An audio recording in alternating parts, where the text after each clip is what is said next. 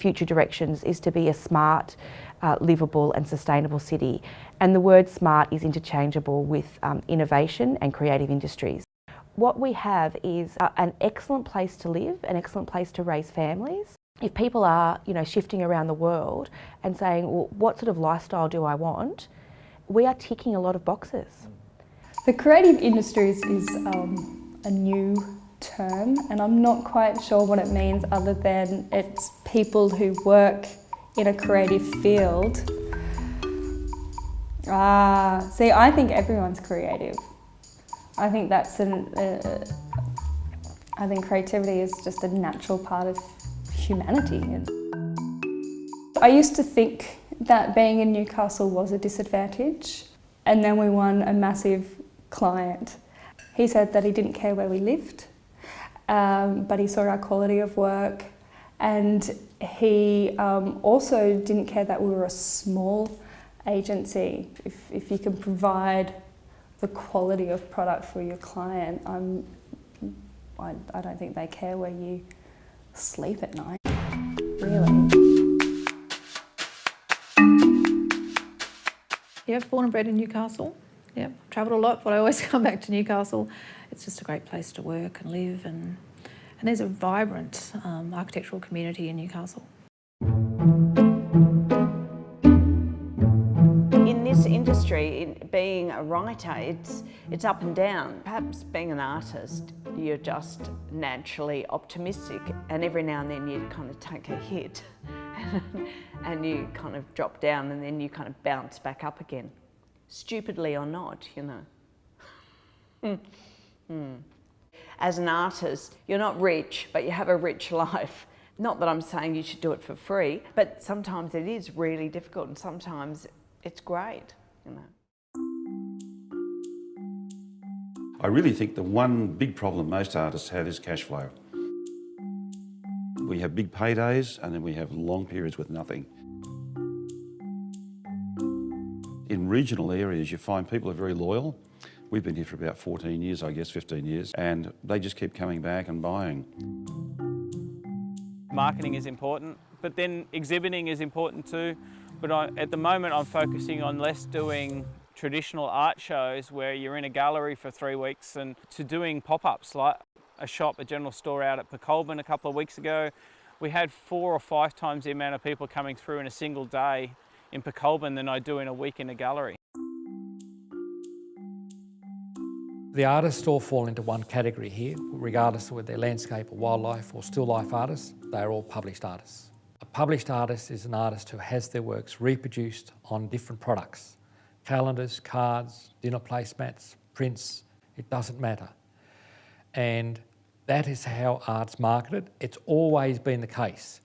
The only artist to ever become famous throughout the world, not just in Australia, but America and Europe, have been published artists. I think a lot of people undervalue the work that artists do.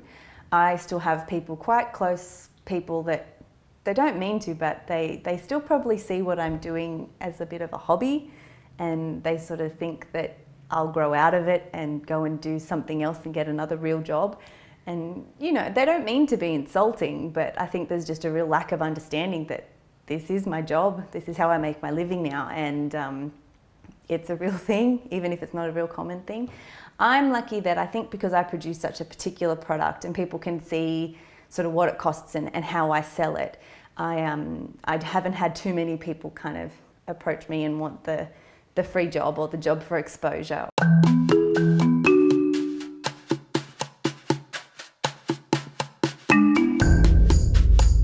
Yeah, we were only with Renew for probably 5 or 6 months, primarily because we got a great location with them, and the way the system works is your property is continually for lease, and we strongly suspected someone would come and lease it quite quickly and we wouldn't have access to this space for long, so we decided that we would be that person who leased the store, and so we got to stay here.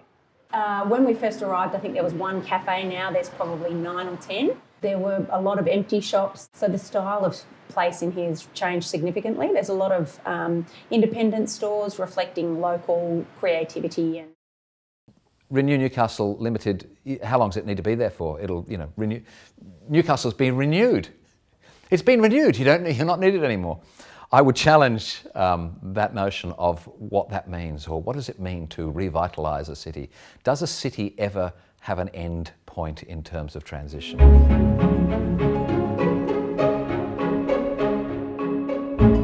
There are two things that Renew Newcastle focuses on. One is about activating empty spaces and so bringing life to a city.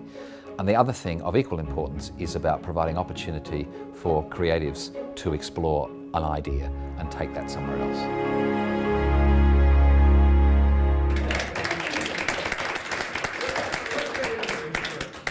All the time I've been doing Renew is I did a presentation in Sydney to a whole bunch of senior policy bureaucrat types, showed them all those before and after photos of Newcastle and Renew and all that sort of stuff. And the head of, I'll out who it was, head of Arts and Culture at the City of Sydney put her hand up and said, look, that's great, but what if you don't have all the opportunities of Newcastle? And I thought, no one ever put it like that before, did they? No one from Sydney ever went, we're unlucky because we don't have all of the good things that Newcastle's got. And the good things were the 150 empty buildings in the two main streets that they wish they had. I learned a trick really early, which is that if you don't have any resources, and I've never really had a lot of resources to play with, there's a couple of exceptions. I've done a few projects that had little bit budgets, but mostly if you don't have a lot of resources. The best thing you can possibly do is find someone else who's passionate about doing something and help them. And that will, basically that model has been a big part of what I've done all the way through. What you can't ask of them in that situation, if you don't have resources to pay them, you can't throw money at them, you can't ask them to make their dreams subservient to yours. Fundamentally, you have to be an enabler of their passion.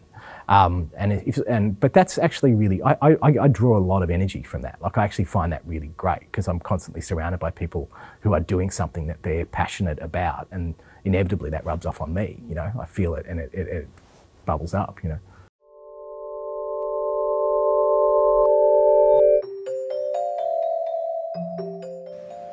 My first city office was a Renew space. It was actually the Roost, a great co-working office, lots of people working in different kinds of creative industries. So we have artists and digital artists, and we had sign writers and architects. Co-working spaces are how my business actually got out into the real world and got into a real sort of more professional workspace. So for me, they're vital. Co-working spaces provide an opportunity for people to come together and to collaborate. Everybody knows that, and that seems really obvious. What I think is really interesting are the unlikely connections that you make. I really enjoy having the luxury of being able to work in two completely separate industries. So in the medical field, it tends to be a very secure industry to work in. I know there's a very secure income. It's quite challenging in some areas. If I make mistakes in that world, then people can die. The thing that I can do in the creative industries is I can be an entrepreneur, I can follow up ideas and take risks. If I take a risk and I stuff up, well, what happens? I lose money. That's not what I want to do, but it's not going to, I won't lose huge amounts of sleep at night because I haven't, wrecked someone's life, but it's completely different. I'm a GP. I tell people all the time about getting the balance right. I'm lecturing people all the time about don't spend too much time at work. Get enough exercise, look after your own health. And we do a lot of work in mental health. We're talking to the experts all the time that are talking about looking after your own mental health, all those things. You have one life to lead, and you want to make sure that if you're spending a lot of time at work, it's enjoyable time. There's work in Newcastle, but most of the work we get is outside of Newcastle. So Limelight makes a whole range of sort of films. Do a lot of documentary, a lot of animation, drama. If you'd shown me in 1995 a crystal ball that would show me that on your phone you would be able to access every news organisation in the world with the touch of your phone, I would have thought it was some kind of science fiction fantasy. There's been this fast-paced revolution in terms of information and how people access it, which is compounded, you know, and put stress on newspapers, because by the very nature of the printing, the 24-hour cycle of a newspaper is slower and clunkier. You know, it's been a hard process to come to decide to go, because I like what I do and I value what I do, and I do know it's valued by the readership, but I suppose I don't sense it's valued by my employer. I think my boss values it, but I'm talking big picture, you know, media company picture.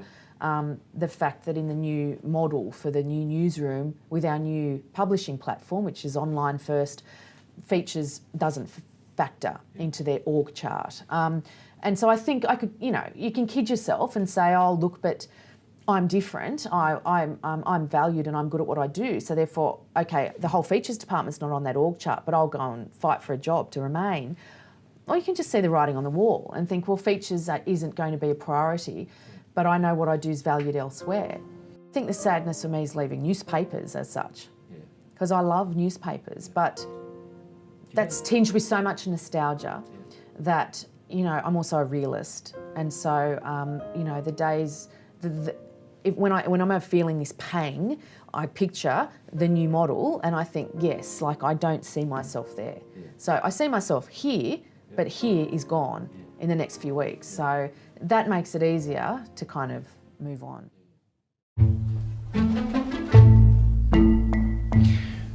During emergencies, stations like this are the hub of the community, and we work really hard to make sure that what we're doing here reflects truly what's going on. And we use every single element of the radio station and of the people who work here. So we use our multimedia capabilities, we get out and we take photos, we make sure that the audience is involved.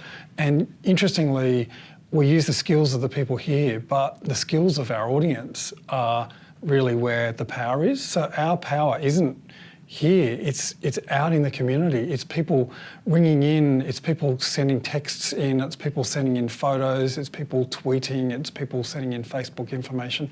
It's almost like we've got 100,000 people out there reporting into the station and giving us information, and we've had reports from police and the SES saying that they get information from us because the information is being provided by the community, really. So we are first and foremost a service of the community, but we are the community as well. So we really are part of the community and reflect the community back to itself. So there's a real strong connection there that I don't think any other organisation is able to have as closely as we have.